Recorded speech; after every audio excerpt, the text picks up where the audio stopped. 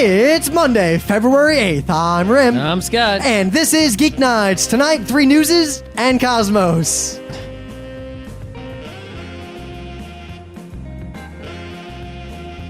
Let's do this.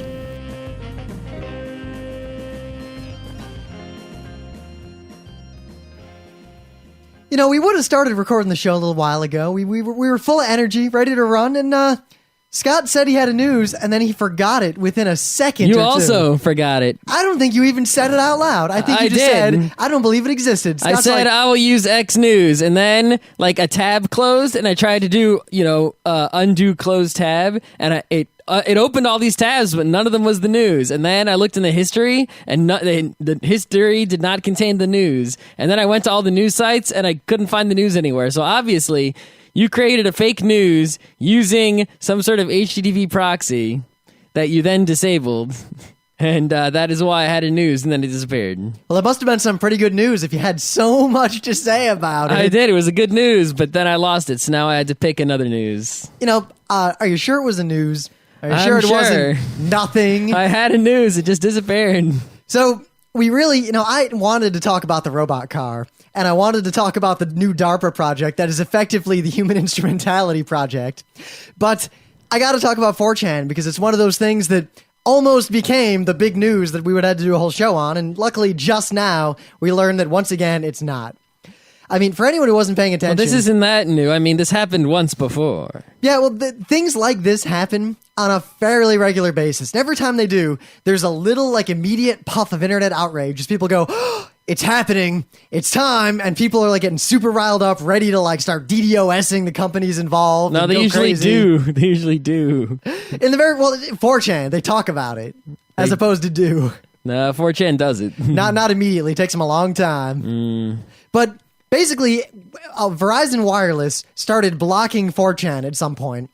And 4chan, people were like, hey, what's going on? And usually when something like this happens, people immediately cry foul. And then within a few hours, it is pointed out that, no, this was actually a technical problem and it was resolved. Or, no, this is blown way out of proportion. There was an outage in this part of the internet and we fixed it. But 4chan stayed down. And, of course, the people who run 4chan are the 4chan kind of people who would, not take this. So they went to AT&T, or I keep saying AT&T, they went to Verizon. Yeah, it's Verizon Wireless only, which means if you have Fios, which is Verizon, or Verizon DSL, you're cool. It's only if you're trying to, use your droid to visit 4chan, or you have an EVDU card on Verizon and you're trying to go to 4chan on your laptop. I don't think anyone calls it EVDU except us.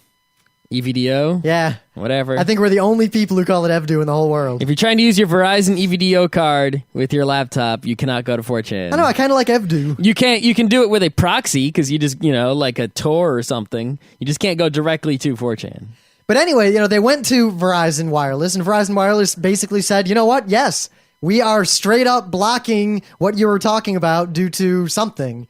Now, why is Verizon Wireless doing it, but not the other Verizon? Whose decision was this? Why? Et cetera, et cetera. No one knows. So, this kept going on, and I ignored it. And when I saw the news again, I thought, wait a minute. Maybe it's for real happening. Maybe an ISP is straight up blocking something, and thus opening a can of worms that... The thing is, they probably block thousands of things. The thing is, all of those things they block are things that nobody ever goes to or notices or cares that they're blocked. Well, there's also a difference between blocking a port. I mean, a lot of people block SMTP or anything like that, but it's not cool to block a specific website, specific port. That's the kind of thing that really shouldn't happen. I mean, it's the web. People don't block port 80. Port 80 is like the one port that you're almost guaranteed to be able to get out on. So... of course, people started crying crazy foul as this continued, and there were 4chan is preparing a vicious retaliation as we speak. Before any of you think up, it's time. Verizon, through their policy blog, issued an official statement explaining exactly what's going on. What did they say? They talk a little bit first about... I'm going to skip all this boilerplate, but what's the most important thing we offer? Our network. When our network is attacked or at risk of attack in any way that can harm the customer's ability to make and receive calls or use wireless multimedia and data services, we jump into action. Recently, Verizon Wireless Security and external experts detected attacks from an IP address associated with the 4chan family of websites that was disruptive to our customers and our network. To protect both, we eliminated connectivity to this IP address. At no time was 4chan itself blocked. Now, the IP address... Oh, so basically, the 4chan server... Well, boards.4chan.org, I believe. Whatever that is, that IP address was blocked, but not 4chan.org. See, so basically what happened is the IP address that boards.4chan.org that resolves to, there were attacks emanating from that IP address. Or at least which appeared to be emanating from that IP address. Now, I'm not going to read the rest of this, but basically they say that it was some sort of... But why? I'm about to answer the question that you keep asking. So basically, it was some sort of sweep attack that was targeting every wireless device on the Verizon network to try to get it to respond. It was kind of like a port scan of wireless devices. So they basically cut that off from the wireless network to prevent this from happening because it was actually causing dropped calls and like some crazy network outage. It was only getting worse. Mm-hmm. And they expect to restore connectivity now that whatever this attack was has ceased. So... while everyone expected the can of worms of, a major ISP is blocking a major website for no good reason, now they at least had a pretty obvious technical reason, and they seem to have been pretty straightforward about it, open about it, and are supposedly going to resolve the issue. Though, as of the time of this episode, they have not yet unblocked this IP address. It does seem like, though, the last time when AT&T blocked 4chan is because a DDoS was emanating from 4chan. 4chan, guys, like... when you're doing your hacks and attacks, don't do them from your fucking web server. Do them from somewhere else so that your awesome website does not get blocked. Go get some other computer somewhere to send your attacks from. I'm pretty sure the last time something like this happened, it was that people posted links to things on 4chan, and then individual people... No, it was AT&T when they blocked 4chan, it was because the DDoS was emanating from 4chan. But short of an exploit on 4chan... that is not something that I expect the people who run 4chan to have actually done.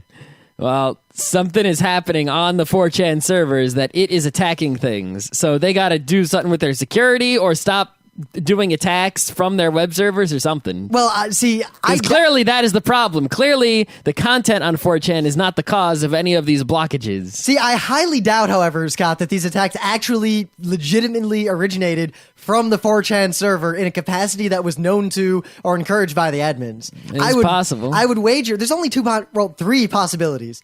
A, Verizon Wireless is totally lying. That's true. Possible. Yeah, possible, not probable, but I gotta throw it out there. 2, that 4chan is straight up behind this and is trying to cover their butts. Or 3, 4chan servers were somehow compromised. It could be that there's a lot of computers behind that IP address with some sort of NAT, and one of them was sending out these attacks, and 4chan also happened to be behind the same NAT. Now, you see, there is, in fact, a Spanish Inquisition fourth option. I was going to play the music there, and I decided not to.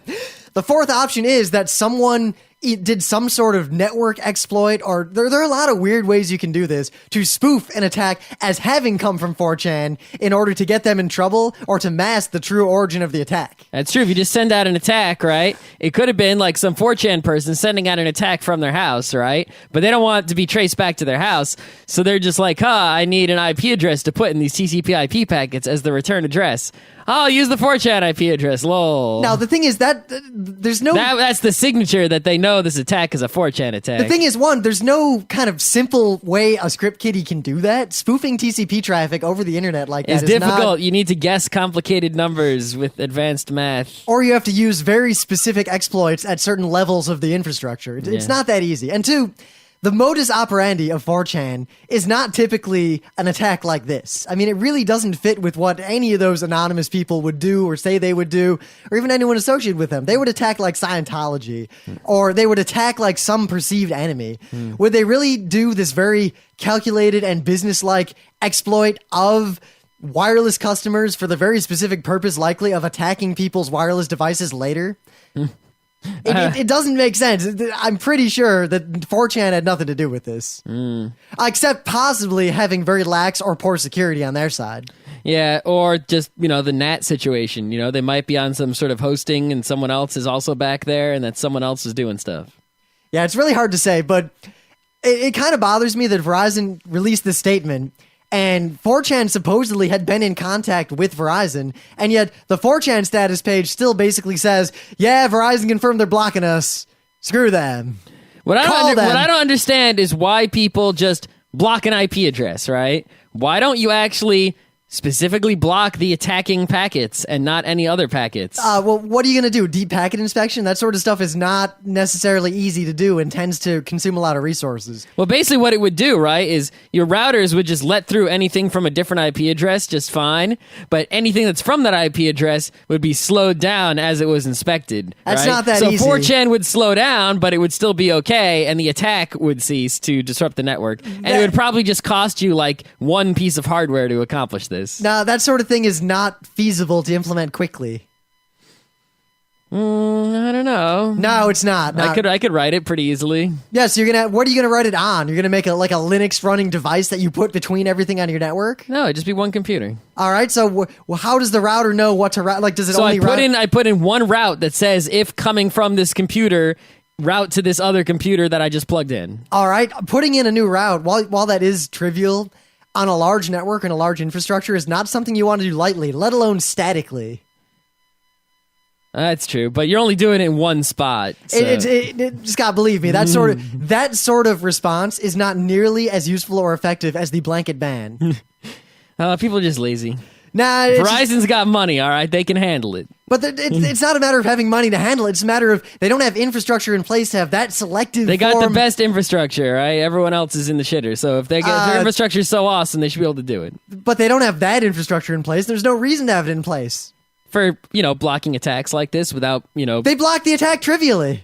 Yeah, but they also blocked other things badly. Yes, one thing with a minor disruption of service. Well, to there that might one be other specific things thing. that were blocked that are on that IP address if my NAT theory is correct. But only 4chan things. And if the attack was, I'm of the mind as an IT professional that the isolate and attack response to major outages or major attacks from foreign IPs or whatever is perfectly valid. If you're getting attacked by something, cut it off immediately and then figure out what's going on.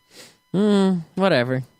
The point is that 4chan is not getting blocked for content reasons, as people like to jump to that conclusion. It is being blocked for other reasons, which are, in some way or another, for at least partially, possibly very much so, 4chan's fault, and they got to do something about it.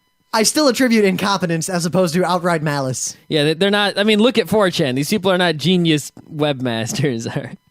All right, so do you have some sort of news? Captain can't actually come up with his news because he made it up and then had to stall for time. Well, because I could not find my news, I just went to the sort of the default big news of the week, which is the Amazon book fighting what's, right? The story basically is that, Apple comes out with their iPad and they're like, yeah, our ebooks are going to be $15. Meanwhile, Kindle books are $10. So the book publishers are like, hey, Amazon, you better make those books $15 and not $10 like you are now. And Amazon's like, oh, really? Well, guess what? Not only are we taking all your books off the Kindle, but we're taking all your books off Amazon. What are you going to do about that? Yeah, I saw that so at least one artist guild actually put up some sort of notification system. They're calling it like "Where'd my buy button go?" so they can inform authors that hey, Amazon took your book off for sale because they're strong arming us because we're greedy and we want to be able to charge more money for your books, even though you don't see any of that money. I think the big problem here is that basically, if you look at the commentary on the internet, Amazon is like taking all the heat. Like everyone's like, "Oh, Amazon, you failed. Oh, Amazon, you sucked." You're right. I'm 80% on Amazon's side. I am so on Amazon made the consumer play. They're like, "Look, right? You sell us books. We don't care what we pay you for the books. It's a wholesale deal." And then we charge whatever the fuck we want. And we're going to charge what's best for consumers. Well, see, here's right? the broader... Why, this is the thing. Anyone who is in favor of a non-consumer-centric policy, fuck you. Buyer is number one. Seller is number 10. No, Scott, this is a much more complex issue. And this ebook thing makes it all techie and people suddenly care about it. But this has been going on forever. And the root issue is that manufacturers will often put forth some sort of, quote, minimum advertised price. And they'll basically say... Apple is like the king of that. They'll say to anyone who wants to sell, and this, affects gaming too, like the Warhammer stuff is affected by this. That's a big one too, yeah. And even TVs. So they'll have a minimum advertised price. And they'll basically say, anyone who advertises a price lower than the minimum price we allow you to advertise, we will never sell you any product to then resell again. This is why iPods are never at a discount ever. They're always a certain price, because if you try to sell an iPod for like $50, Apple just won't give you any more iPods. Now, the thing is, there's a lot of consumer protection laws in place such that they can't bar you from selling things at the lower price. You can sell something at whatever price you want unless you sign a specific contract. And even then, those contracts, if you do them wrong, could very easily be construed as some sort of trust. Yep. Or some sort of price collusion. Yep. So what they'll do, like the TV I bought a super awesome 52-inch TV for the house, the apartment. And the TV retails for like $3,000. But what I bought it for was like $1,300, but the minimum advertised price was like $1,600. So I go to Amazon and I see a worse TV for like $1,600, and then I see this much better TV, with a much higher retail price, but Amazon won't show me a price. In fact, it has a little icon saying, we're not allowed to show you the price due to a whole bunch of bullshit. Click here to find out about the bullshit and find out who to complain to. So you click on it, and then it tells you the price. Nope. I click on it, and it tells me why they can't tell me the price, why Samsung is an asshole for making them such that they can't show me the price. And they say, to get around all this BS, put it in your cart, say you want to buy it. At checkout, you'll see the real price. And then if you don't want to buy it, go ahead and back out. So I do this, and the TV was stupidly cheap, so I bought it. Yeah. But the fact that Samsung has the power to force Amazon not to show a price that they are perfectly willing to sell this TV for is ludicrous and laughable.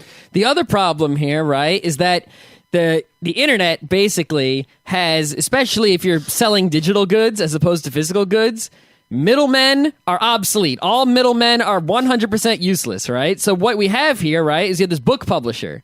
In terms of publishing physical books, middlemen still have a purpose because they can provide services of printing and, getting your stuff onto the shelves and borders and all that kind of stuff that they, services they can provide, thus, validating the fact that they get a cut of the sales and the author doesn't just get 100%. But if you're selling an ebook, the publisher is pretty useless. What can they do for you? Advertise. Yeah. But you can just, why have a publisher then? Just pay an ad agency or pay Google AdSense, or, you can just handle advertising on your own. It's not hard. At best, I could see a publishing company offering a suite of advertising, editing, and consulting all in right. one. So Amazon, I think I read, that the split on the Kindle books is 70-30. So Amazon gets, if it's a $10 book, Amazon gets $3. Book publisher gets $7. Author probably gets like $1, if not less, right? Who knows what the author gets? Depends on, I guess, the author's contract, too, with the publisher. If you are just an author, you just go directly to Amazon with a $10 book, you're going to get $7 per book, right? So, you tell me what's better on both ends. Is the lower book price, book publisher goes out of business, author goes directly to Amazon. That's what we need. And in fact, who even needs that, right? Author sets up a website where you can just download their ebook. You pay them with PayPal or something. So PayPal gets a tiny, tiny fee for the PayPal fee, and the author gets close to $10 on the sale of their ebook directly to you on the author's website. Who even needs Amazon? Right? All Amazon provides is, this technological expertise of creating an e-commerce store and creating an ebook reading device. What I would say is Amazon is one of the last middlemen that'll exist, at least in this era of the internet. And it serves the same purpose that like a Dig or a 4chan or a Slashdot or anything serve, just in a different realm. And what does Slashdot do? It's like a city on the internet where you have a whole bunch of people who want something, so it provides the infrastructure within which all those people do all their business. Yeah. Amazon basically provides that for e-commerce for a lot of people now. I think basically the only reason that middlemen can exist in the technological times that we have now is because of the vast technological incompetence of many people, and also, so they can't provide the technological part themselves because they don't know how, right? And B, for aggregation and sifting purposes based on the user, like Google search. Other than that, like, over time, anyone whose business is a middleman business is just going to go away. All middlemen are going to be eliminated in the long run. Like 20, 30 years, there just won't be any room for anyone who's a middleman. If you're not actually providing a service directly, as in you are, either the consumer or the producer, you're just not going to be around. You know, Well- I would if you're looking at a long bet in the stock market, any middleman business, you know, especially like a middleman like digital goods business, like a music record company or a book publisher, I would, if you could do like a sell long, if such a thing is possible, right? That's what I would do. You mean a buy? No, that's a buy. So you could buy their competitors. I guess you could, yes, you could. But the thing is, if it's all a whole bunch of middlemen versus each other, they're all going down the tubes in the long run. So, you buy the people that replace the middlemen. So in this case, I don't know, Amazon. Authors? Can I buy some Stephen King stock? Huh? Maybe that's a way to kind of. Because I mean, if the publishers all go out, Stephen King is going to make way more bank when he just sells his books directly to the customers. Well, and all the money is going to go to him. Unknown Worlds kind of prove that this works. What if you set up a system going forward where authors who are established at least, or even new authors, if they want to make a book and they need money, they basically form a company or a pseudo company. We make a new instrument for the purpose of the creation of a work of art, or even the creation of something else. It's kind of like a new thing, like a new kind of corporation. And when you make it, you have an IPO and you sell shares of that thing. And then basically people buy that and the money goes 100% to the author. And then based on the shares, the author pays back out to these investors depending on however they want to make their money. That's not bad. Maybe they pay out in non-monetary terms either. You can make some really cool thing. We can make it ourselves if we wanted to. Let's put it in the hopper way at the bottom. Yeah. But there's another interesting aside on this, because our friend Murdoch came out and said, quote, we don't like the Amazon model of selling everything at $9.99. They pay us wholesale price of $14 or whatever we charge, but I think it really devalues books and it hurts all the retailers of the hardcover books. Yeah, I want to say that the retailers of hardcover books are morons, right? And my evidence is Steam, right? What does Steam do? They take all these games that no one is buying, right? And the people are trying to sell these games for $40, and X people are buying them. So what do? They cut the price to $20, maybe even $10, maybe even $5, right? So $5, that's, I guess 8 times less the price than $40. But guess what? The percentage of sales that goes up, it's way more than 800% more sales. It's like 2,000% more sales. So by lowering the price, they make more sales and more money. You know what? If you drop the price, right? Think about this. Someone buys a Kindle, right? Maybe they buy a book. They read it. They buy another book. They read it. They buy another book, right?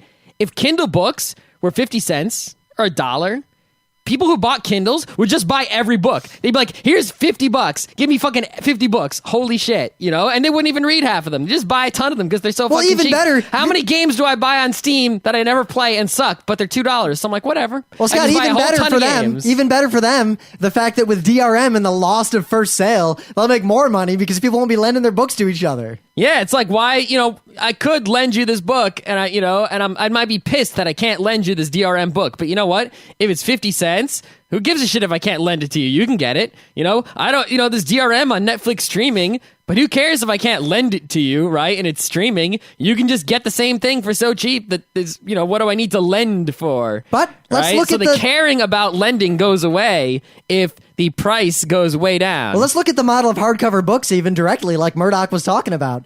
Hardcover books now really, they exist to squeeze more profit out of a book. They're like the DVD that goes on sale. It is an artificial thing. They go, Because basically what they do now is, a long time ago, at least in some markets, the paperback would come out, yeah, and then the hardcover would be like, if you really like this book, buy the hardcover, it'll last forever. Yep. But at least right now, the hardcover comes out first, and they sell that to the people who can't wait for the paperback, and it just costs more, and they make more money off of it. Mm-hmm. And then they release the paperback as far later as they can, and I don't know, for people like me, other than R. Scott Backer books, there's nothing worth a hardcover to me anymore. It's not the only time I get a hardcover is if a book is like A, only hardcover, B, some sort of fancy giant coffee table type of book, like I bought that like deluxe Rocketeer something, or like the Art of Tezuka, those are the kind of books that are hardcover. Otherwise, I absolutely 100% avoid hardcover at all costs. But we're seeing all more it does and more is take problems. up more space and cost more money for the same thing. We're seeing more and more problems like this where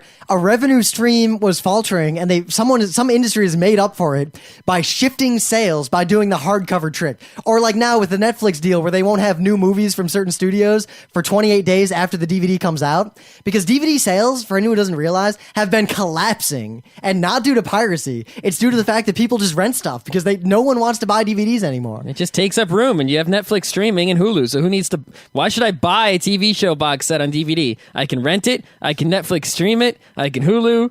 And so I haven't pirated anything in a long time, and I don't need to, and I get everything legally. I only pirated things that are unavailable, that there is absolutely no way to get them otherwise. But everyone's trying to protect these revenue streams in increasingly desperate ways, and now we've got the... Well, it's not that they're trying... Well, the thing is not that they're trying to protect the revenue stream, well, at least that's what they think they're doing, right? Is that they're trying to protect the structure of the revenue stream, right? They could maintain the revenue stream by lowering the price to like $2, and the revenue stream would probably increase and be very well protected. Well, you're forgetting there are a lot of players in the way. They are very risk averse. No, Scott, you're forgetting there's a lot of players in the way.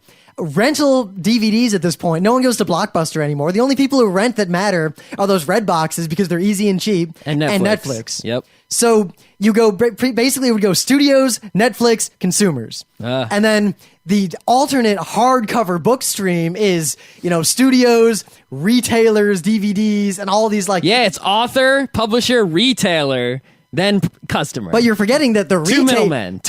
Even if the studios want to go direct, the retailers don't want them to. I mean, look at all the crap that happened when Steam first started coming up, and all the video game retailers were like, this is going to destroy us. GameStop only exists because they're a pawn shop.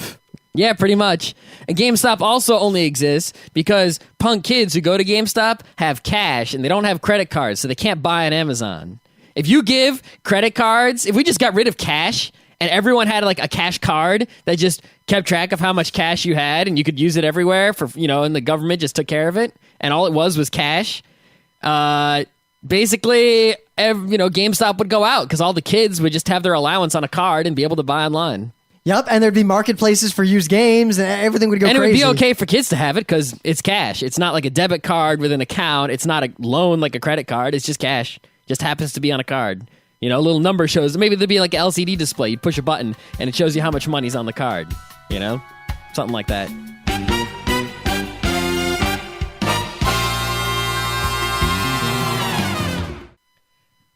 But anyway, things of the day. So Wilson Bentley is someone who was pretty cool. In 1885, he put together a rig and photographed a snowflake.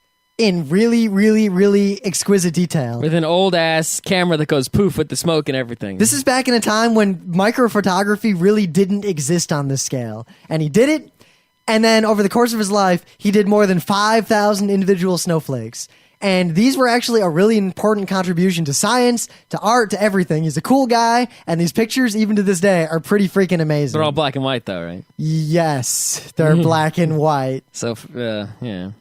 It's got to have some color, Yep. I mean, he was using like old Bellows-style cameras when he was a teenager doing this. What'd be cool is if you can get one of those cameras and then learn to use it and go poof. That'd be cool. Like if you take a camera, like I actually took a real picture of like the modern day with that old-ass camera. We could. Like take a picture of a digital camera with that camera. Just wait a few years, and that's what the hipsters will be doing because it's the only authentic way left to take a picture. All right, anyway. But Wilson Bentley is pretty cool. Much like the guy with the balls from before, I put him on the same level as that guy. So when I was in summer camp, we did some chemistry because it was nerd summer camp, right? And we would do things like throw sodium in the lake and such. Open a little jar of uranium something and hold the Geiger counter over it and then put the lid back on, stuff like that.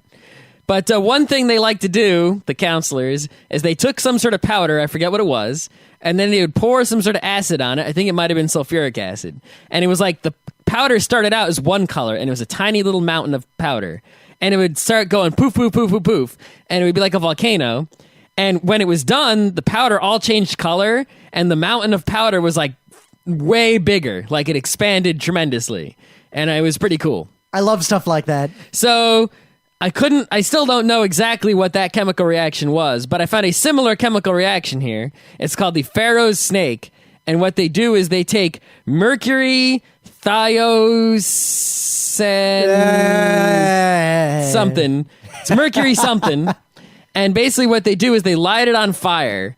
And when they light it on fire, A snake appears. it decomposes and like expands tremendously. It makes these really cool, crazy shapes, and it makes a snake noise. And it's called the Pharaoh's snake. And here's a YouTube video. It looks exactly like some horrifying Cthulhu monster rising him out of the earth to eat us all. Yeah, the video's a little boring in the beginning because they spend all this time showing you the guy sprinkling the powder into the tank. So just fast forward until he starts the fire. I kind of like the idea. Imagine in ancient times if they'd figured out this reaction and could do it. You know, like the Roman armies marching on some Greek city-state, and they just sprinkled this all over the field ahead of time.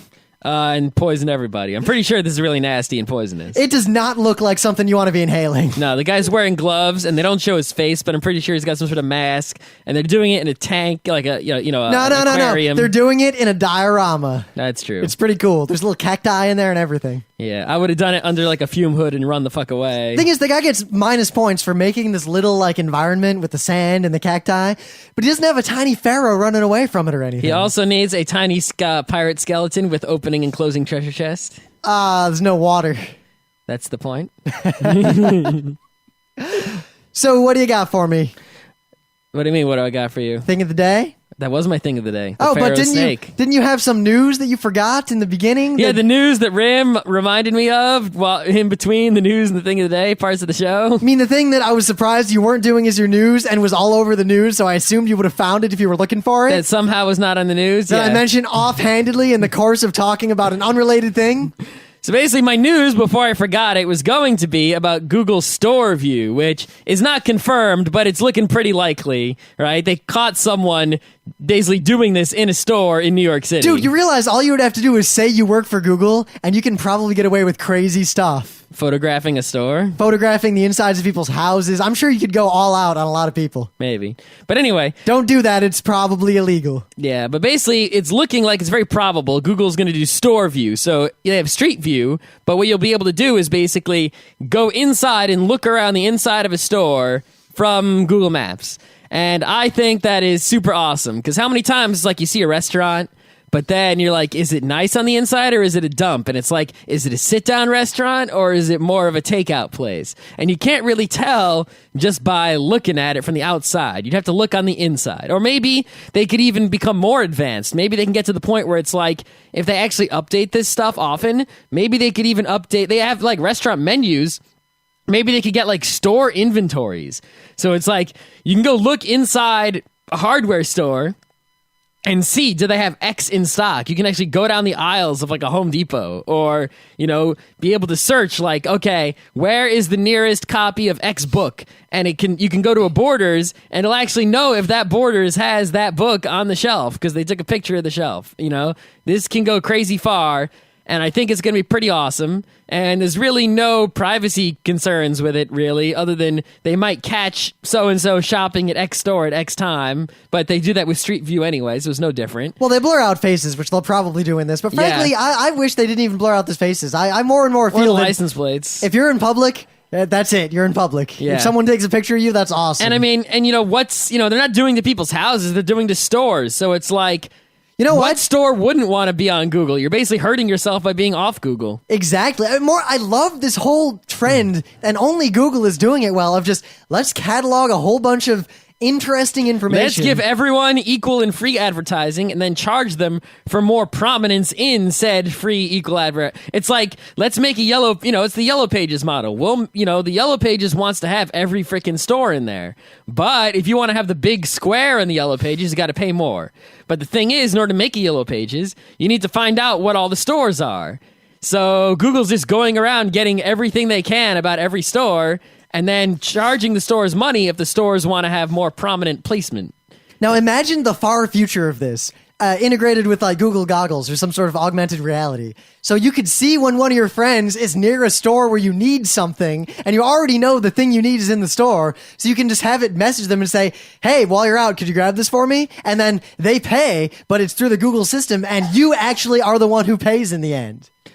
And it even automatically pays them a small fee for getting it for you that you pre-negotiated. Mm-hmm. What could even be cooler, right, is like if, they have Grub hubs that just sort of like, it's a go-between you and restaurants. So I want that for everything. No, but I mean, like, you could, like, buy, like, I don't know, freaking, like, just anything. Well, imagine, here's what you would do. You have Amazon, right? Imagine a distributed Amazon that uses this sort of technology to where when you want to buy something, it shows you two options. The closest physical store to you that has the item, or the closest physical store to you that has the item at the cheapest price, or the cheapest online store, or the online store that has the quickest shipping. And you pick one of those four. Yeah, there's all sorts of, they can basically give you every single possible balance between saving money and getting something quickly that you could possibly want. You can even go one step further and have an automated system of people like whenever you want something that's in the store nearby, it just puts out a call to anyone who has their I am looking for delivery gigs app turned on. Maybe we could just get rid of stores entirely and there'll basically just be a local warehouse that has a whole bunch of stuff, that is very commonly wanted, and then they will employ many delivery people, and that'll just be it. Or even imagine this. All right, you got the warehouse. Someone's walking by the warehouse or is bored and hanging out in the warehouse or is near the warehouse or whatever, and I buy something. A chain of events occurs to where it pings them saying, hey, you want to make a little bit of money? Pick up this item and walk toward walk in this direction. And then over the course of the way, it looks for people who are already going toward where your delivery point is and pings all of them and says, hey, pass it off to this guy. He's willing to take it. Microtransactions the whole way. And then some bum near your house grabs it, drops it off on your front door. He gets 5 cents, takes that, adds that to his total of I can go buy some Saint Pain eventually. That's right. And it's like this complete distributed society to where all the menial work is done through microtransactions immediately on demand as people need it when they need work. Right, but then who's actually doing work that gets paid, to earn money to actually buy things? All the complicated work, all the non-trivial work like, what we do. So everyone is either going to be doing real work, being a delivery person of some sort, or a warehouse worker, or being a homeless bum. I think it would be more distributed. It would just basically be a universal gigging system of people doing things for money. It'd be a great way for people... And you extrapolated this from taking pictures of the inside of a store for Street View. Yes. Yes, okay. Because I think they're in the exact same line of technology. All right, so we did an extra news after the thing of the day. What are we doing for a show? Well, last week we did the book club, and we did not announce the new book. Well, shouldn't we do that on Thursday, considering, I think book we club should, is a Thursday thing? I feel like we should announce it tonight, and then So I guess this is the meta moment. It is the meta moment. All right. So, meta moment, the book club. We're having a new book announcement right now. Oh, shit. So, we debated for like an hour after we did the last book club show on what book to do.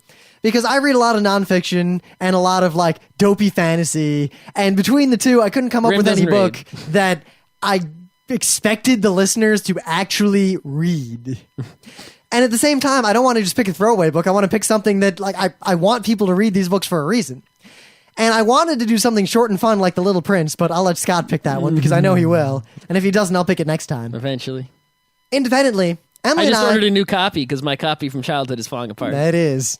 Emily and I are watching the old Carl Sagan Cosmos series from 1980 again. On Netflix streaming? Yes. Yeah, which we just discussed. Because I've only watched about, half of it in my life, so I figured it's a good time to catch up and watch all the bits I missed. I've only watched YouTube parts. It's great. It's amazing. But Carl Sagan... For people don't understand, especially I think people from generations other than the generation that grew up in the 70s to become scientists. Carl Sagan influenced an entire generation of scientists to become scientists, to be awe-inspired about space and science and exploration and figuring out what it is that makes our world tick. Carl Sagan is one of my personal heroes. He's one of the coolest guys to ever live. He kind of sounds like a Muppet. He had a perpetual toupee, even though I'm pretty sure that was his real hair. And I love him. And his book, Cosmos, is probably more instrumental to the rise of scientific understanding among the masses and getting kids excited about science and going into scientific fields. And possibly the most influential book along those lines of any book in human history, or at least in recent human history. And I worry... Sorry about that. Had a little technological flub there. I'm still new to Audition. Carl Sagan's Cosmos is an instrumental and important book, and the greatest thing about it is that to this day, very few things in it prove to be inaccurate. The parts where it speculated panned out to be 99% true. And the parts where it talked about existing science have almost entirely been not only non-disproven, but in more fact, proven. Proven to a startling degree. The book is almost prescient. And it inspired me to care about science in a big way as a kid. And I feel like this should be required reading for every single person in high school. This should just be a book that when you're in 11th grade, you just have to read it. Maybe even not as part of a class, you just have to read it. Because if you read this, and by the end of this book... But I mean, they can't even force kids to do summer reading. How do you think you can force anyone to read anything? Gunpoint. Okay. It's weird. I never did the summer reading, but I do a whole bunch of unrelated reading because I wanted to, and then I just I'd flub stuff for the summer reading when I got back into school. Like, the week before school, I would go and, like, flip through all the books I had to read and write dodgy, vague essays that got A's anyway. They didn't read that stuff, but... Gunpoint, I figure, is the only way. Okay. Seriously, Carl Sagan's Maybe Cosmos. you should read it to them.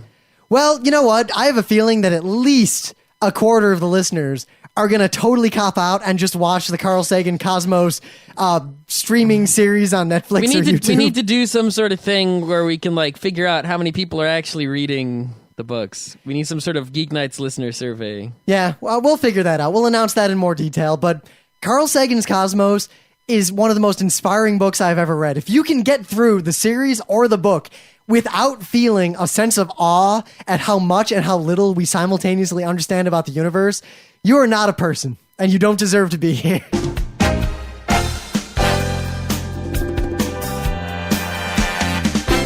This has been Geek Nights with Rim and Scott. Special thanks to DJ Pretzel for the opening music, Kat Lee for web design, and Brando K for the logos. Be sure to visit our website at frontrowcrew.com for show notes, discussion, news, and more. Remember, Geek Nights is not one, but 4 different shows. Sci-Tech Mondays, Gaming Tuesdays, Anime Comic Wednesdays, and Indiscriminate Thursdays. Geek Nights is distributed under a Creative Commons Attribution 3.0 license. Geek Nights is recorded live with no studio and no audience. But unlike those other late shows, it's actually recorded at night.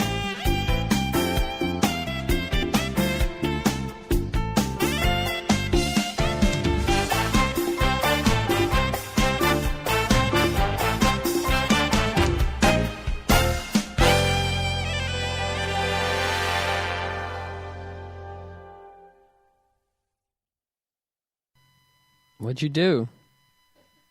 Oh, it's playing the closing music. Why? Okay. Did it actually play that in the show? Yeah, but it won't record it in the rest of this. Okay.